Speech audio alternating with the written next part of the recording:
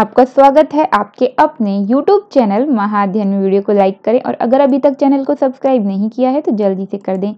आज हम करने जा रहे हैं हमारी 8th स्टैंडर्ड की मैथमेटिक्स की वर्कशीट नंबर 15 और डेट 17 नवंबर। आपको याद है हमने पिछली बार वर्कशीट में बात की थी स्क्वायर की और स्क्वायर रूट की का भी हमने जिक्र किया था, और आगे आने वाली वर्कशीट में हम स्क्वायर रूट के बारे में कुछ और बातें भी सीखेंगे, लेकिन फिलहाल हम स्क्वायर और स्क्वायर रूट के बारे में कुछ खास बातें सीख रहे हैं। तो चलो स्टार्ट करते हैं। यहाँ पर बताया गया है कि दो सिस्टर्स हैं जो ट्विंस हैं और दोनों आपस में बात कर रही हैं, और एक कहती है कि हमारे स्कूल में टोटल 1027 स्टूडेंट्स हैं और जब हम स्कूल जाएंगे, क्योंकि कोरोना के बाद जब स्कूल खुलेंगे तो हम सब आपस में 6 फीट की डिस्टेंस मेंटेन करेंगे। सब 6 फीट के दूरी पर खड़े होंगे, डिस्टेंस पर खड़े होंगे, और इस तरीके से हम एक स्क्वायर बनाकर खड़े होंगे। तब दूसरी बहन कहती है कि तुम्हें पता भी नहीं है कि 1027 होने पर स्क्वायर बन ही नहीं सकता। स्क्वायर बनाने के लिए आपको पता है ना, स्क्वायर बनाने के लिए हर तरफ से इक्वल होना चाहिए। अगर इस तरफ से 4 स्टूडेंट्स बन रहे हैं पिक्चर में, तो दूसरी तरफ से भी वो 4 ही होने चाहिए। तो स्क्वायर का तो मतलब ही वही होता है, हर तरफ से बराबर। तो फिर पहली बहन पूछती है कि तुम्हें कैसे पता कि नहीं बनेगा, क्या तुम्हें स्क्वायर रूट निकालना आता है? तो उस पर फिर दूसरी बहन बोलती है, मुझे स्क्वायर रूट निकालना तो नहीं आता, मैडम ने भी वो नहीं सिखाया, लेकिन मुझे स्क्वायर के डिजिट से पता है कि स्क्वायर रूट बन सकता है या नहीं बन सकता है। तो आज हम कुछ ऐसी ही चीजें सीखने वाले हैं कि वो कौन सा नंबर है जिसकी मदद से दोनों बहनों में से एक ने ये बता दिया कि वो स्क्वायर रूट हो सकता है या नहीं हो सकता है। तो चलो हम भी जरा वो तरीका सीखने की कोशिश कर लेते हैं। अब देखिए, जब हम इसको देख रहे हैं तो हमारे सामने एक चार्ट है या एक पिक्चर है। इस पिक्चर को हम देखें तो एक एक्चुअली टेबल्स बनी हुई हैं। इन टेबल्स को हम अगर ध्यान से देखेंगे तो देखेंगे कि यहाँ पर काउंटिंग लिखी हुई है, और ये काउंटिंग 1 से स्टार्ट की गई है, और 1 से स्टार्ट करके इसको 20 तक लेकर आए, और 20 के बाद यहाँ से वापस 21 से स्टार्ट हुई, और 21 से स्टार्ट होते हुए ये 40 तक नीचे चली गई है। एक्चुअली इसके साथ में जो कॉलम दिया है ये स्क्वायर नंबर है। आपको याद है हमने स्क्वायर नंबर निकालना सीखा था, तो 1 का स्क्वायर क्या होगा, 1 × 1 इक्वल टू 1।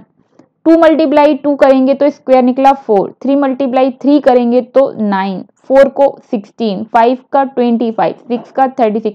इसी तरीके से अगर हम आगे बढ़ते बढ़ते 19 पर आए तो 371, 20 पर आए तो 400। और अब हमें क्या देखना है, इसके पीछे देखिए जो यूनिट नंबर है, यूनिट नंबर को ऑरेंज कलर से लिखकर दिखाया गया है, और हमने देखा उसी यूनिट नंबर को हमने यहाँ पर क्लियर करके लिख लिया। ये यूनिट नंबर हैं, ये 20 तक के यूनिट नंबर हमने लिखे, और हम अगर ध्यान से देखेंगे तो आप देखोगे कि 1 to 10 तक जो यूनिट नंबर आए थे वही 11 to 20 तक यूनिट नंबर आए हैं, सेम बिल्कुल वैसे के वैसे डिट्टो। और वही 21 to 29 के बाद 30 तक भी वही सेम टू सेम प्रोसेस है, यूनिट नंबर सेम है, चेंज नहीं हुए, और 31 से 40 तक भी यूनिट नंबर चेंज नहीं हुए हैं। तो आप ये देख पा रहे हैं टेबल के अंदर, और आप ध्यान से देखिए, अच्छे से तसल्ली बख्श तरीके से इसको देखेंगे तो आप ये अच्छे से समझ पाएंगे कि यूनिट नंबर हमेशा 14965 69410 ही आते हैं, और बार बार यही नंबर्स रिपीट होते हैं। और थोड़ा ध्यान से अगर हम देखें तो इस लाइन में जो नंबर नहीं है वो 3 नहीं है, नहीं है, देखिए ढूंढ कर देखिए, है नहीं है, 3 बिल्कुल भी नहीं है। क्या यहाँ पर 2 है? तो आप कहेंगे नहीं, इसमें तो 2 भी नहीं है। क्या 7 है? तो 7 भी नहीं है। क्या 8 है? 8 भी नहीं है। तो हमने देखा कि अगर हम किसी का भी स्क्वायर नंबर निकालते हैं तो उसमें जो नंबर हमेशा यूनिट प्लेस पर होंगे वो होंगे 0, 1, 4, 5, 6 और 9।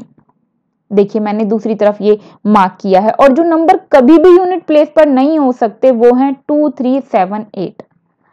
आप अपने ध्यान में इसे रख लीजिए, माइंड में से सेट कर लीजिए कि यूनिट प्लेस पर 2, 3, 7, 8 कभी भी नहीं होगा अगर हमने स्क्वायर किया है तो, और कभी भी अगर हमने स्क्वायर किया है तो 0, 1, 4, 5, 6, 9 ही यूनिट नंबर के प्लेस पर आएगा। ये ही नंबर है यूनिट प्लेस के नंबर पर आ सकते हैं। तो चलो अब हम प्रैक्टिस करते हैं कि हमने अभी क्या सीखा है। तो मैं इस पिक्चर को थोड़ा बड़ा कर देती हूँ ताकि हम इसे आसानी से कर सकें।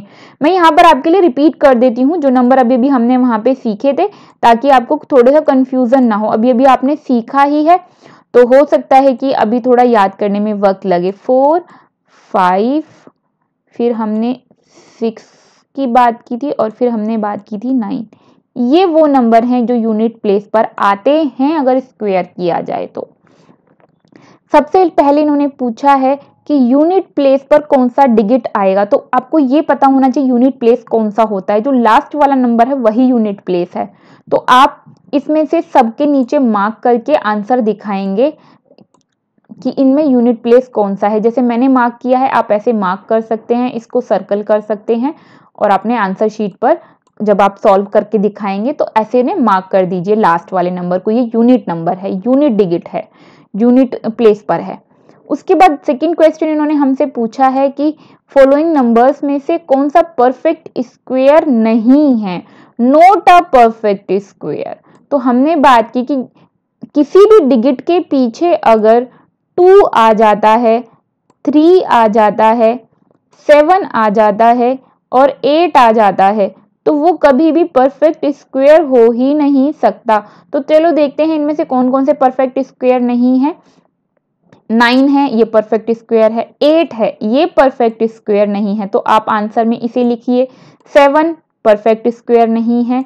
ये 4 है तो ये परफेक्ट स्क्वायर ऐसे मार्क नहीं करेंगे। इसमें 3 है, ये भी परफेक्ट स्क्वायर नहीं है, तो इसे भी आप मार्क कर लीजिए। तो ये सेकंड आंसर भी हो गया हमारा। अब थर्ड कर लेते हैं। थर्ड में इन्होंने हमसे पूछा है कि इन जो नंबर्स इन्होंने दिए हैं इनमें से कौन से हैं जिनके यूनिट प्लेस पर कोई भी इफेक्ट नहीं पड़ेगा, चाहे हम उसका स्क्वायर निकाल लें चाहे हम उसका क्यूब निकाल लें। तो स्क्वायर निकालना तो आपने सीख लिया है। अगर हमें किसी भी चीज का स्क्वायर निकालना होता है तो हम उसी को उसी से मल्टीप्लाई कर देते हैं। एग्जाम्पल के लिए 2 का स्क्वायर निकालने के लिए अगर आपसे कहा जाएगा तो आप क्या करेंगे, आप करेंगे 2 को 2 से मल्टीप्लाई कर देंगे। 2 मल्टीप्लाई 2 और आंसर कितना आएगा आपका आंसर आएगा 4। आ गया 4। अगर आपसे कहा जाए कि 2 का क्यू निकालिए तो फिर आप क्या करेंगे, 2 का क्यू निकालना है तो आप 2 को 3 टाइम्स मल्टीप्लाई करेंगे। 2 मल्टीप्लाई 2 फिर मल्टीप्लाई 2। तो अब आपको उसको 3 टाइम मल्टीप्लाई करना हो क्योंकि आप इसका क्यूबिंग कर रहे हैं। तो क्यूबिंग में 3 टाइम्स ऊपर लिखा होता है तो 3 टाइम्स करना होता है। तो 2 2 जा 4 और 4 आया तो 4 को फिर 2 से मल्टीप्लाई करेंगे तो आएगा 8। तो कितना आया, 8 आया। बिल्कुल इसी तरीके से हमें ये करना है, आगे करके बताना है कि ऐसे कौन से नंबर हैं जिनको अगर हम करते हैं स्क्वायरिंग और क्यूबिंग कुछ भी करें तो उनके पीछे फर्क नहीं, उनके यूनिट प्लेस पर फर्क नहीं पड़ता। तो आपने 2 का तो देखा, 2 को अगर स्क्वायर किया तो 4 आया यूनिट प्लेस पर, क्यूब किया तो 8 आया। तो इसका मतलब अगर किसी के पीछे 2 है तो स्क्वायरिंग और क्यूबिंग में अलग अलग नंबर आते हैं। लेकिन कुछ नंबर ऐसे भी होते हैं जिस पर कोई फर्क नहीं पड़ता और वो आप कुछ भी लिखेंगे तो वो सेम ही रहेगा, चाहे आप क्यूब करके लिखिए चाहे आप उसको स्क्वायर कीजिए, कितनी भी बार स्क्वायर कर लीजिए, कितनी बार क्यूब कर लीजिए, सेम टू सेम वो रहेगा। तो चलो मैं आपको ना करके दिखा देती हूँ एक बार कि वो कौन से नंबर हैं। देखिए अगर मैं कहती हूँ 1 मल्टीप्लाई 1, 1 ही आएगा, स्क्वायर किया था मैंने। अब मैं 1 मल्टीप्लाई को 1 को क्यू कर लूं तो मैं 3 टाइम मल्टीप्लाई करूंगी। तो 3 टाइम मल्टीप्लाई करूंगी तो 1 मल्टीप्लाई 1 मल्टीप्लाई 1 कितना आएगा, कितनी भी बार मैं इसे मल्टीप्लाई करूंगी तो 1 ही आएगा। इसी तरीके से हम 5 को मल्टीप्लाई कर लेते हैं, यूनिट प्लेस पर 5 ही आएगा। 5 मल्टीप्लाई 5 स्क्वायर किया, 5 मल्टीप्लाई 5 हो गया स्क्वायर, 25 आ गया। 25 में अगर हम एक और बार मल्टीप्लाई 5 कर देंगे तो क्यूब हो जाएगा। क्यूब में 3 बार मल्टीप्लाई करना होता है ना 5 को, तो ये आ गया 125।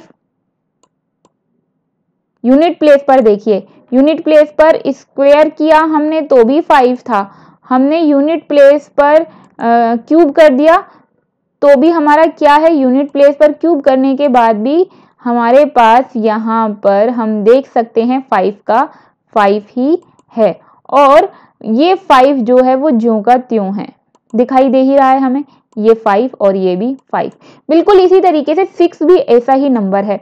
6 को अगर आप क्यूब करेंगे तो 6 मल्टीप्लाई 6 आएगा 36। तो इकाई के नंबर यूनिट प्लेस पर आया 6। अब इसे अगर क्यूब करना चाहते हैं तो 6 को एक और बार मल्टीप्लाई कर लेते हैं, तो फिर कितना आएगा, तो फिर आएगा हमारा 216। तो अभी भी हम देख सकते हैं कि यूनिट प्लेस पर हमारा 6 ही है, और आप आगे भी इसे मल्टीप्लाई करके देखेंगे तो ये 6 का 6 ही आ रहा है और यही का यही आएगा। तो कुल मिला के अभी हमने क्या सीखा, हमने सीखा कि 1, 5 और 6 ऐसे नंबर्स हैं जिन्हें हम कितनी भी बार मल्टीप्लाई कर लें, कितनी भी बार आपस में मल्टीप्लाई कर, चाहे स्क्वायर कर लें और चाहे हम उनका क्यूब कर लें, कोई फर्क नहीं पड़ता उन पर, वो नंबर वैसे के वैसे ही रहते हैं। तो अब हम जल्दी से ऐसे नंबर्स को मार्क कर देंगे जिनके यूनिट प्लेस पर 1, 6 और 5 हैं, क्योंकि ये वो नंबर्स हैं जिनके स्क्वायर किए जाएं या क्यूब किए जाएं, ये एक ही जैसे यूनिट इनके यूनिट नंबर सेम रहते हैं। तो स्क्वायरिंग करने के लिए हमने नंबर ये 5, ये वो वाला नंबर है जिसके यूनिट प्लेस पर कोई इफेक्ट नहीं है, इसके भी यूनिट प्लेस पर कोई इफेक्ट नहीं पड़ेगा और इसके भी यूनिट प्लेस पर कोई इफेक्ट नहीं पड़ेगा। तो ये थी हमारी आज की प्यारी सी वर्कशीट। थोड़ी सी मशक्कत तो है पर बहुत सारी नॉलेज भी है। तो अगर आपको लगता है कि बहुत ज्यादा चीजें थी तो एक बार वीडियो को रिवाइंड करके पूरा ध्यान से सुनिएगा। प्यारे विद्यार्थियों, माय डियर स्टूडेंट्स, अगर आप चाहते हैं एग्जाम्स अच्छे तरीके से आप अटेम्प्ट कर सके तो वीडियोस को पूरा सुने, सिर्फ क्वेश्चन आंसर का पोर्शन भर ना करें, हर वीडियोस को पूरा देखें। ऐसा करने से आप बीच में से भी अगर कोई क्वेश्चन पूछा जाता है एग्जाम में तो आप उसको आंसर कर पाएंगे, अच्छे मार्क्स ले पाएंगे, क्योंकि ये वीडियोस नहीं आपके लिए, ये क्लासेस हैं। तो अगर आपको लगता है कि आप इन वीडियो से कुछ भी नया सीख पा रहे हैं, ये वीडियो आपके लिए यूजफुल है, हमारी ये मेहनत आपके लिए यूजफुल है, तो प्लीज अगर आपने अभी तक चैनल को सब्सक्राइब नहीं किया तो आप सब्सक्राइब कर दीजिए। आपकी वीडियो के नीचे रेड कलर का निशान है जिस पर लिखा है सब्सक्राइब, क्लिक करते ही कलर चेंज, मतलब चैनल हो गया है अब सब्सक्राइब। फिर बढ़ते हैं आगे की तरफ और दोबारा मिलते हैं। वीडियो को लाइक शेयर जरूर कीजिए क्योंकि ज्ञान बांटने से बढ़ता है। फिर मिलते हैं ऐसी अच्छी सी प्यारी वीडियोस के साथ, तब तक के लिए स्वस्थ रहें, खुश रहें। नमस्कार और थैंक यू।